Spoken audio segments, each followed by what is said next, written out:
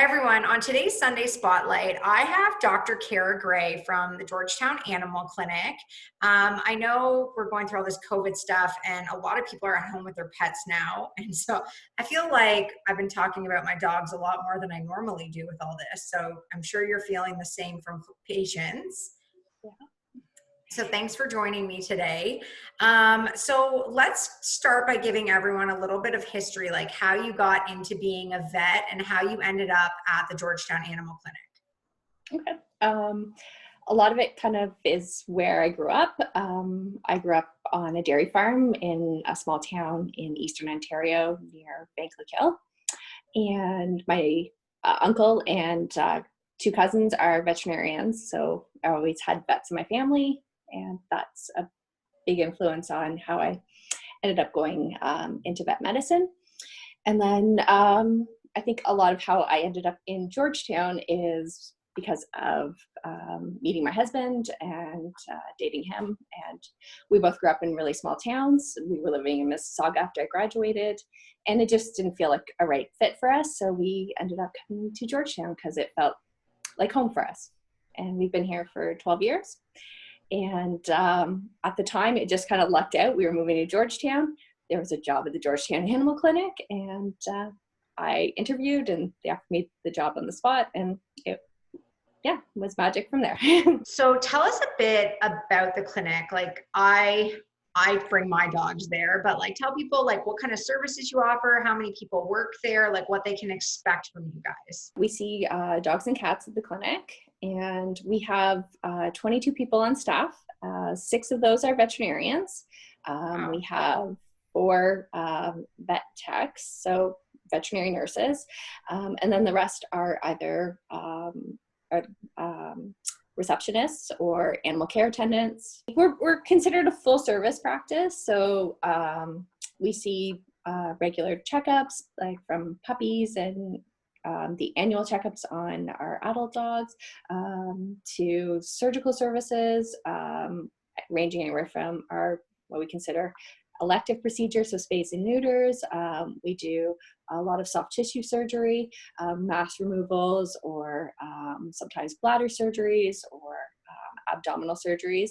And then we also have an orthopedic surgeon who comes in to help with any of those orthopedic surgery needs.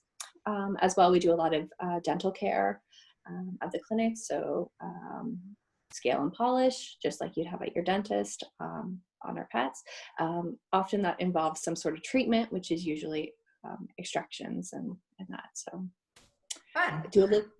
We do a little bit of boarding, a little bit of grooming, but most of that is centered around like medical.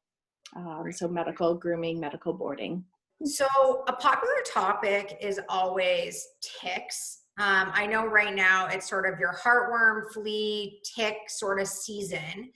Do you want to talk a little bit about what you're seeing, a little bit about what people can do, and sort of protocol around those things? A lot of our dogs and outdoor cats are going on preventative products that usually start anywhere between March and now, and then extend usually through to November, December, depending on how the weather is. And those products usually have medications that either prevent or treat fleas, ticks, heartworm, intestinal parasites. Part of those or all of those. So what we're doing currently, just with COVID, is that unfortunately we're not able to do a lot of the testing that is around that. A lot of our pets are tested. We do a blood test to check to make sure that they haven't had exposure to Lyme disease or to heartworm infections. And we're actually having to hold off on that for a lot of patients until the regulations kind of ease up. But we are recommending that our current patients go onto these products, and we are putting those ones that are due for their testing onto a list that we contact later. And we'll do that. So if someone takes that medication, like I give it to one of my dogs and then I find a tick on him, what is that medication like kind of already combating the possibility of Lyme disease? If your pet does get a tick while they are on one of these products that does have coverage, I guess ultimately you should have a conversation with your vet just about your individual pet's risk if you are finding a tick. A lot of the time you will find a tick. However, the tick is often dead whenever you do find it. But still have a conversation with your veterinarian. Okay, so kind of bringing up the fact that things have changed a little bit with COVID, what looks differently at your practice, and how are you guys adapting to sort of everything that's going on right now? Yeah, we've had to implement a lot of changes just because we are a fairly large staff, so we do have to make sure that our staff and ourselves are healthy so that we can be there to help our patients. So one of the big things is that our patients are coming into the clinic unaccompanied by their owners. So that's a very big change. So that's called curbside. So we're doing that. So Curbside pickup on dogs. pretty much. So a staff member goes out and brings the patient into the clinic, and then usually the vet goes out and has a conversation in the parking lot at 6 feet away about their pet, any concerns, that sort of thing, and we're doing our checkups and whatever we need to do with those patients while they're in the clinic.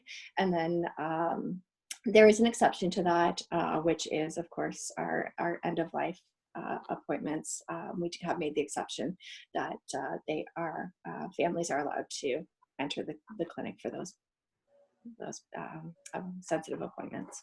The other thing we're doing to keep ourselves protected is all of our staff are wearing masks, and we're also having a temperature check-in whenever we come in for our shifts, making sure that we're all healthy. So that's a big thing for us, is that our staff are all healthy.